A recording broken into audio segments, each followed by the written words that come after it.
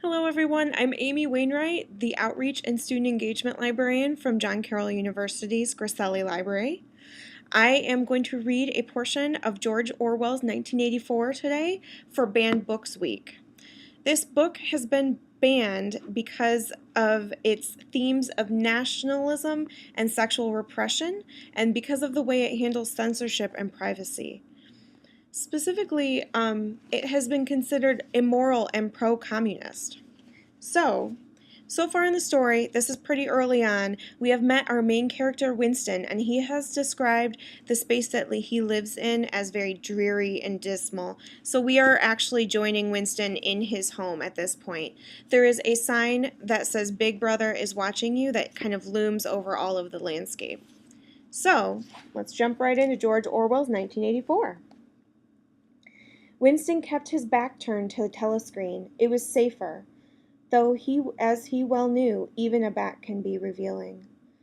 A kilometer away from the Ministry of Truth, his place of work, towered vast and white above the grimy landscape.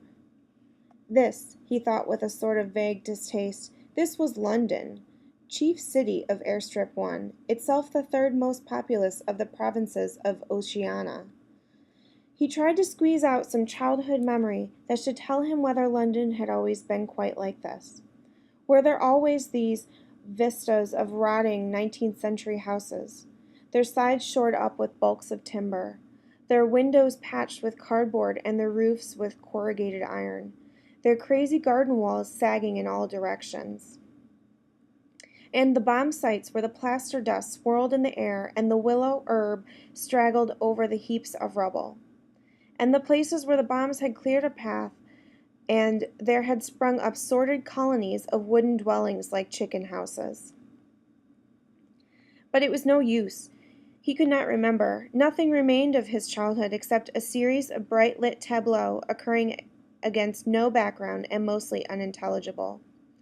The Ministry of Truth, Minitru in newspeak, was startlingly different from any other object in sight. It was an enormous pyramidal structure of glittering white concrete, soaring up, terrace after terrace, 300 meters into the air. From where Winston stood, it was just possible to read, picked out on its white face in elegant lettering, the three slogans of the party. War is peace. Freedom is slavery. Ignorance is strength. And that's where I will end today. Please check out George Orwell's 1984. We don't want to let this book get banned. Thank you.